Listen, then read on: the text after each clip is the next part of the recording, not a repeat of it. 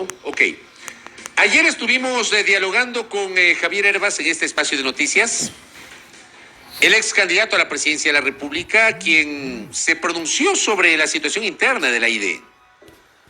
La situación interna marcada por una dura crítica exteriorizada en una extensa carta mediante la cual Diego Almeida, quien hasta hace poco fue secretario nacional de la ID, presentó su renuncia.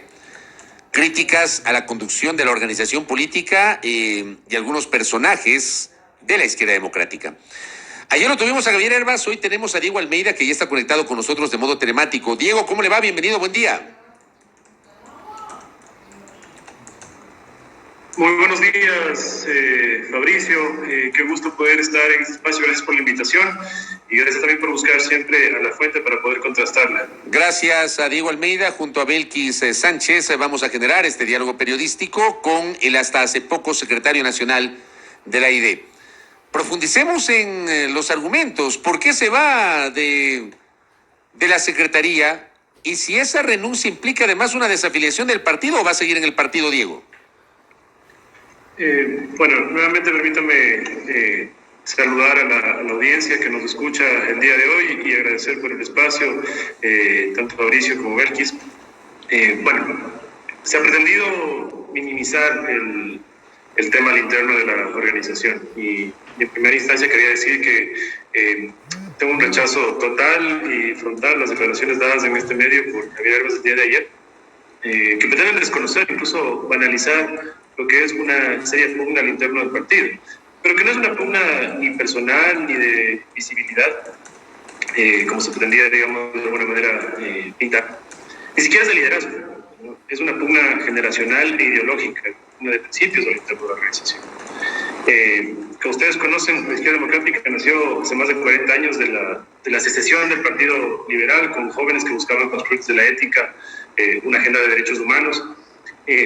Pero la izquierda democrática nueva, la nueva ID, que nació en el 2016, luego de que se perdiera en el 2012 su registro y que pudiera formalmente, digamos, no es la misma institución. Y eso hay que dejarlo súper claro. Nace con nuevos principios ideológicos, con una agenda de progresividad de derechos, con una visión socialdemócrata moderna, con líneas de conexión con los jóvenes, con un partido, digamos, de activismos sociales que pretendería convertirse en una plataforma política de los activismos, un partido que se define a sí mismo como ambientalista, como feminista, como un partido de innovación. Lastimosamente, la idea que nació, digamos, y la que nació vieja, nació con las mismas prácticas, con las mismas dinámicas y con los mismos líderes de hace 40 años, que habían enterrado a la antigua izquierda democrática y que vieron ahora la oportunidad de volver a estar vigentes, de candidatizarse, de tentar el poder y de retenerlo. Y nosotros, y digo ahí sí con mucha humildad lo digo, pero con grupos de jóvenes al interno del partido llevamos peleando más de 6 años para tratar de ser tomados en cuenta, para generar espacios, en lugar de ser los que cargan las banderas, los que pintan las paredes. Han sido luchas fuertes al interno, pero lastimosamente la idea, lejos de ser un partido de activismos y de progresividad de derechos y de jóvenes, como he dicho, lastimosamente ha sido un tema que se quedó en el marketing político, ¿no? Y en la práctica es un partido que tiene estructuras caducas y que se rechaza, los que rechazan constantemente la posibilidad de aprobar. Hay directivas, por ejemplo, que tienen los mismos dirigentes desde antes de la presidencia de Rodrigo Borges Ceballos y que no dan espacio a los jóvenes para poder tener una posibilidad de crecimiento y de proyección futura. Eso es lo que está realmente detrás de todo esto, mi estimado Fabricio. En este sentido, Diego, buenos días. ¿Quiénes encabezan, digámoslo así, esta seria pugna, como lo ha calificado, a lo interno de la izquierda democrática? ¿Quiénes están al frente de esta pugna interna?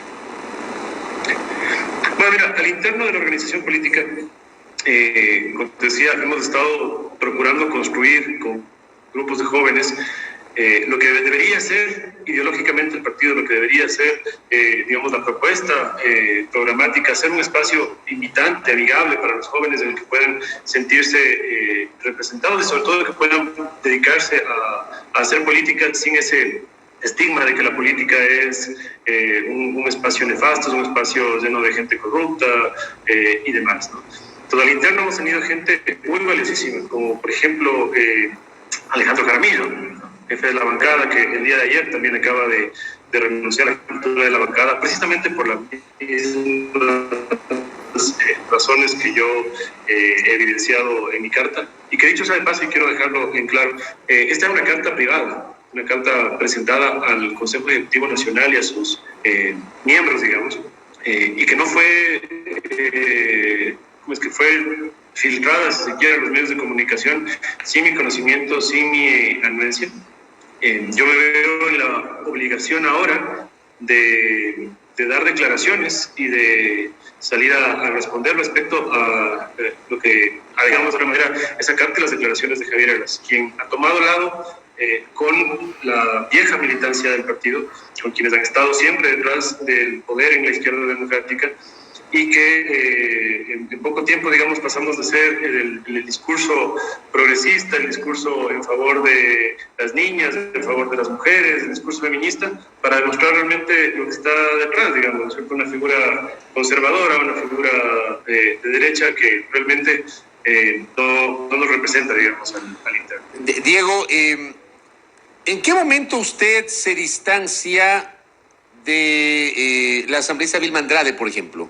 Porque usted la cita y en la carta, usted dice una carta privada, pues se hizo pública, creo que muchos la hemos leído, y usted hace duras críticas fundamentalmente a Vilma Andrade. ¿En qué momento se distancia usted de la asambleísta Andrade? Bueno, bien, Fabricio, yo inicié la militancia de izquierda democrática alrededor del 2015, finales del 2015. En el que izquierda democrática era todavía un proyecto a ser construido. Yo mismo busqué a la entonces dirigente, digamos, de esta iniciativa por medio de redes sociales y empezamos a generar, digamos, una conversación que después vino en ayudar a construir principios ideológicos. Me encargaron en su momento el tema de la construcción del plan de gobierno de izquierda democrática, y ese fue un poco el aporte desde lo técnico, desde lo político. Soy politólogo de formación. Empezamos a trabajar muy de cerca en reestructurar y dar esta visión, como decía, de integración hacia los jóvenes. Lamentablemente en el trayecto uno va conociendo a las personas y uno va dándose cuenta lo que realmente está detrás, ¿no? Ha habido acciones que yo jamás he compartido y que las he hecho públicas y manifiestas al interno de la organización. Por ejemplo, mi rechazo total y rotundo a la votación con la ley humanitaria inconsulta y de hecho contraria a nuestros principios ideológicos. He manifestado mi rechazo a acciones, a intenciones, digamos, de tentar solamente el poder a costa de todo y todos. O sea, yo estoy total y absolutamente en contra y siempre he estado de la política del todo vale. Creo que hay que tener principios y valores para hacer política, y creo que esto ha sido un poco lo que ha venido deteriorando nuestra relación por varios años. Eso es lo que podría contarte. Pero digamos, usted era cercano a Vilma Andrade. Entiendo que usted fue parte del equipo de la asambleísta Andrade en su momento. Sí, en su momento era la única asambleísta de izquierda democrática, como ustedes recuerdan. En el periodo anterior, la única asambleísta nacional. Así es. En el periodo anterior fue la única asambleísta nacional, y a raíz justamente de haber construido el programa de gobierno de izquierda democrática, obviamente con un equipo de jóvenes en territorio y demás, de haber liderado este proceso, ella me pidió que le apoyase a construir proyectos de ley y articular, digamos, lo que debía ser ideológicamente desde la Asamblea Nacional este proyecto político. No pasó mucho, digamos, hasta que terminamos teniendo ya diferencias profundas, y eso nos ha permitido, digamos, de alguna manera tomar caminos distintos, ¿no? Sendas distintas.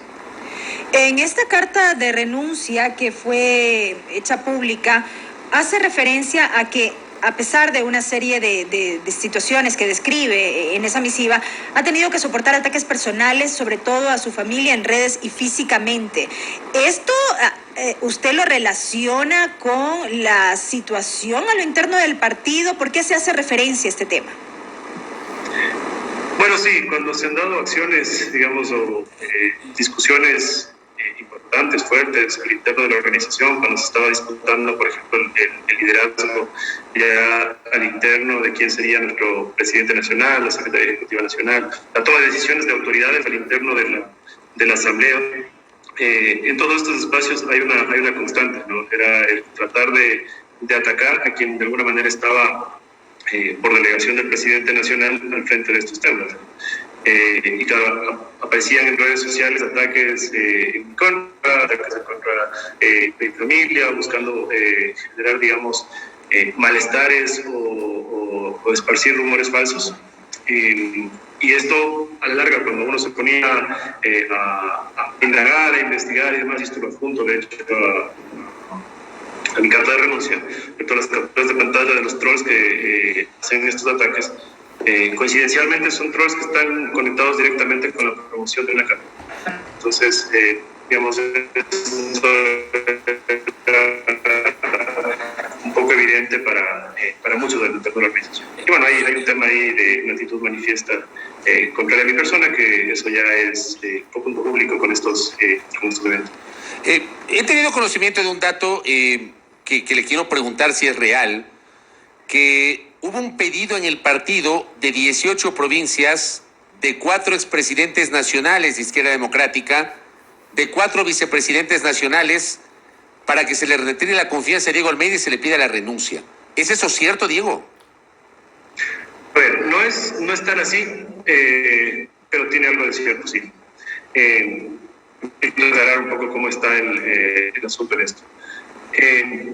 En las últimas semanas ha venido indudablemente complicándose o deteriorándose la relación, sobre todo con Javier Herbas, por temas más que nada de carácter ideológico, que los he expresado un poco al inicio. En virtud de esto, se inició una campaña al interno de la organización para hacer algunas cosas que yo las denuncio, digamos, en la carta, para remover a Alejandro Jaramillo de la ejecutura de la FUCABA, para remover al secretario ejecutivo nacional y eventualmente para poder hacer lo que yo le he denominado un golpe de Estado al interno de la organización, removiendo al presidente nacional y buscando poner a personas, digamos, más afines a la intencionalidad que tienen de la izquierda democrática probablemente de hace 40 años, no la nueva que pensamos reconstruir. En ese sentido, se hizo un pedido que no consiguió la mayoría del Consejo Ejecutivo Nacional. El Consejo Ejecutivo Nacional está conformado por 45 miembros y se recopilaron, si mal no recuerdo, cerca de 20 firmas para solicitarle al presidente nacional que se llame a un Consejo Ejecutivo Extraordinario en el que se conozca, primero que nada, digamos, lo que ha venido ocurriendo al interno de la organización. Y claro, ellos sí pedían que se le retire la confianza al secretario ejecutivo nacional, que dicho sea de paso, yo fui nombrado por unanimidad por todos los miembros del Consejo Ejecutivo en abril del 2021, y que se dé paso a la elección de un nuevo secretario ejecutivo. Esto no fue, como les digo, no constaba con las firmas correspondientes, por lo cual el presidente nacional no dio paso a este Consejo Ejecutivo Extraordinario y por el contrario llamó una convocatoria a un Consejo Ejecutivo para que se exponga, se presente un informe respecto de las actuaciones que se han venido dando en la Secretaría Ejecutiva Nacional y en general en el partido, y en función de eso tomar alguna definición. De esto, y yo se lo he comentado tanto a Guillermo Herrera como a Javier Herbas y a los demás compañeros del interno de la organización, yo he preferido dar un paso al costado, porque si existe obviamente una tela de duda respecto a cómo se han venido manejando las cuestiones del interno de la organización, que pasó de ser digamos, una organización que tenía una sola asambleísta a conseguir 18 asambleístas, que pasó de ser la última fuerza política en Pichincha a convertirse en la primera fuerza política en Pichincha. Y todo esto liderado en la campaña por los jóvenes, por los mismos que estamos, digamos, de alguna manera buscando generar estos espacios de conexión y de vinculación hacia la ciudadanía. Entonces he preferido dar un paso al costado, ¿no? Lastimosamente creo yo que el partido, como lo digo en la carta, está en terapia intensiva. Creo que lamentablemente esto va a devenir en una actitud hostil De hecho, el Consejo Ejecutivo Nacional, luego de la carta que se hiciera pública y demás, ha pedido que mi carta no sea conocida por el Consejo, sino que vaya al Consejo de Ética y Disciplina del partido, seguramente con las presiones del caso, para que esto devenga mi expulsión. Es decir, el partido no le va a aceptar la renuncia, sino que lo va a someter a usted a un consejo de disciplina. Así es, esto es lo que ha decidido con la mayoría que acudió en su momento a la reunión del Consejo Ejecutivo Nacional, en el que se conoció mi renuncia, y han pedido que mi renuncia sea derivada al Consejo de Ética y Disciplina. Ahora, hay algo que esto termine en una expulsión, pues que así sea, ¿no? Ahora, el tema es que de lo que conozco, esto se resolvió el fin de semana, que 25 dirigentes de Izquierda Democrática, integrantes del Consejo, votaron a favor de retirarle la confianza y 5 votaron en contra. O sea, solo 5 lo respaldaron a usted. ¿Cuál es la verdad entonces? ¿Cómo estuvo esa votación, Diego? A ver, estuvieron 35 de los 45 miembros del Consejo Ejecutivo Nacional presentes en esta reunión, una reunión a la que yo no asistí, obviamente había presentado ya mi renuncia anticipadamente.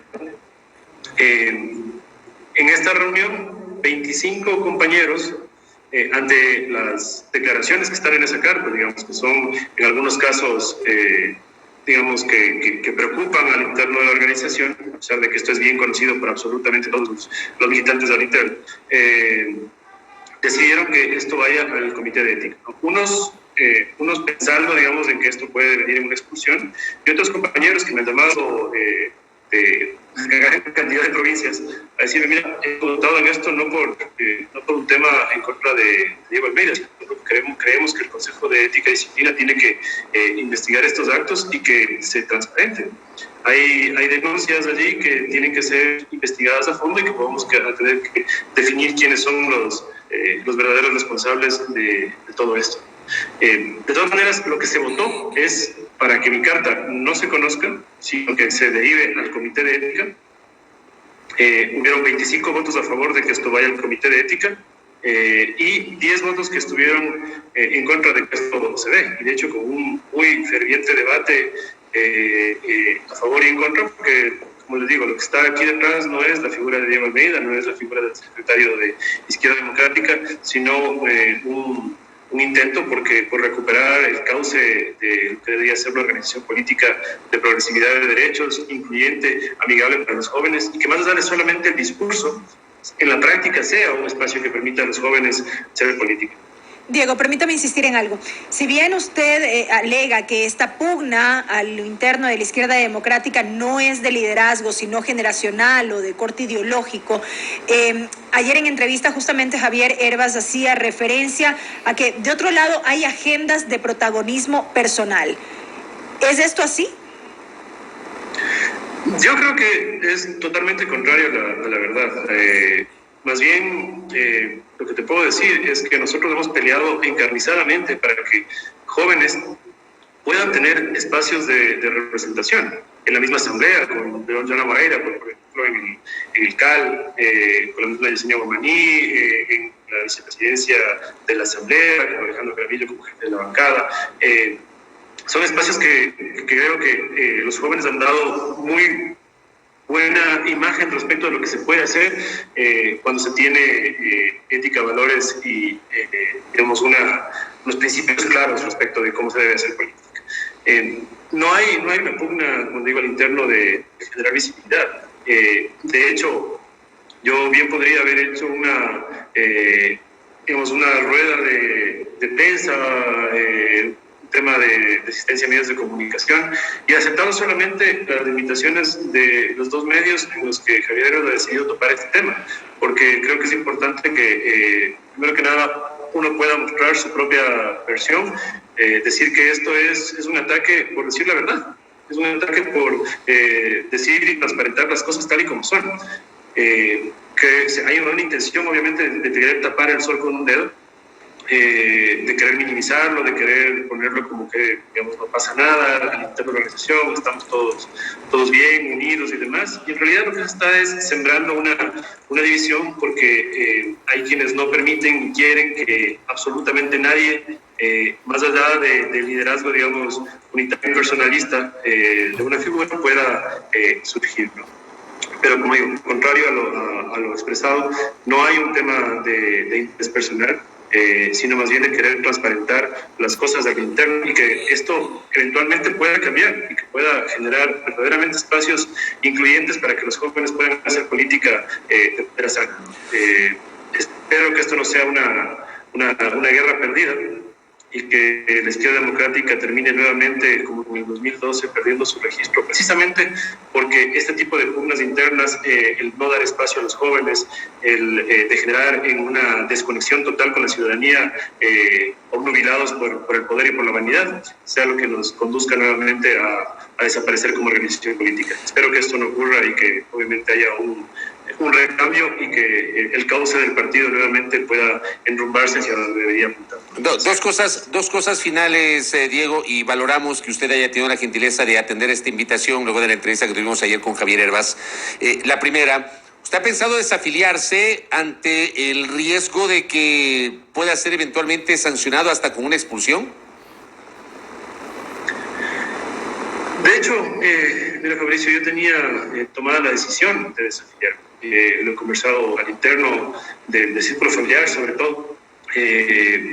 Mucha gente, mis amigos cercanos, compañeros me dicen, siempre me habían dicho, ¿no?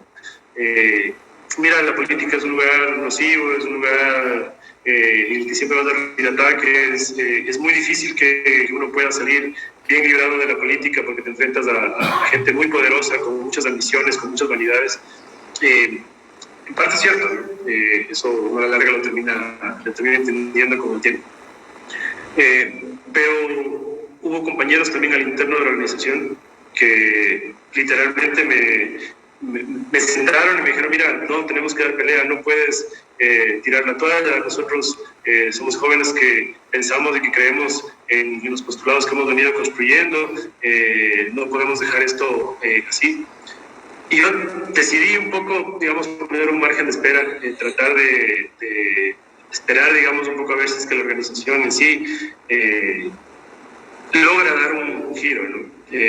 Pero creo que la salida de Alejandro Jaramillo el día de ayer, la bancada de Izquierda Democrática, es un poco la antesala, digamos, de que esto no tiene arreglo, de que el partido está lastimosamente tomado por los viejos poderes, los de las componendas, los que cobran por candidaturas, los que están de los arreglos por debajo de la mesa. Y creo que mantenerse en un espacio así de nocivo, con el cariño y con el respeto que tengo para la infinidad de militantes y compañeros y gentes del partido, a quienes les he considerado, por supuesto, mi familia, y que más allá de las afiliaciones políticas van a seguir siendo parte de este cariño profundo que les manifiesto. Pero creo que uno puede continuar en una organización política que está acotada y que, como he dicho, lastimosamente la siento podrida desde sus entrañas. Y lo último, ¿cómo asume usted la renuncia de Alejandro Jaramillo a la jefatura de bancada de la ID? Bueno, esto es un tema que yo le anunciaba, ¿no? Que se venía. Mi cargo es un plan orquestado, bien armado, con presiones de por medio, con amenazas de por medio. Espero que no con canonjías también. Pero, digamos, es un tema que sin lugar a dudas acomoda al liderazgo de turno. Que sin lugar a dudas le pone un poco en jaque por no haber cedido ante las presiones de votar de tal o cual forma, conforme a sus intereses, de no prestarse, digamos, para una agenda conservadora, antiderechos, de no prestarse para conducir el partido hacia un cauce de derecha contraria a la ideología de nuestra organización. Esos son un poco los avatares que uno tiene que enfrentar, ¿no? Y la salida de Alejandro Jaramillo creo que responde mucho a eso. De acuerdo. Solamente una cosa adicional, porque hay militantes de la ID que están interactuando en esta entrevista. Uno de ellos es el parlamentario andino Paul de San Blanc, que dice y pregunta si usted tiene una denuncia penal en Guayaquil por falsificación y uso doloso de documento público. No, eso es absolutamente falso. El señor de San Blanc, de hecho, tiene una denuncia presentada por mí en el Comité de Ética, justamente por presentar actitudes contrarias a la ética y que además, digamos, pretende a través de un proceso de persecución política interna, se presentó una denuncia sin nombre, sin acusación y demás, en contra de toda la organización, por supuesta falsificación de firmas de una lista presentada en el Guayas hace algunos años atrás, en las que, bueno, yo personalmente no tengo absolutamente nada que ver. Soy del Guayas, ni tengo ninguna relación con esa inscripción de candidaturas, pero es la manera en la que justamente utilizan las figuras que quieren detentar el poder para amedrentar y demás, ¿no? Pero esto es absolutamente falso, estimado Fabricio, no tiene ningún asidero con la realidad. Ya, y lo último, ahora sí, lo último, otro dirigente de viejo cuño de la ID, José Ignacio Mungacho, igualmente escribe y dice, la ID sigue unida más fuerte que antes, dice. En cambio, o sea, en contrapartida, Diego. Bueno, sí, es respetable. José Ignacio, lo conozco desde muchos años, un dirigente del sur de Quito, que impulsó muy fervientemente la candidatura de Egner Recalde en su momento. Y está bien, digamos, es respetable, ¿no? Quienes han estado por muchísimos años en la organización política pretenderán justamente que la organización se mantenga tal cual, con la imagen de unidad hacia afuera y tal. Y ojalá así sea. Digo, francamente, espero que esto devenga en un proceso de verdadera unidad, de verdadero recambio generacional que permita que se fortalezca la socialdemocracia en el país, que es absolutamente necesaria.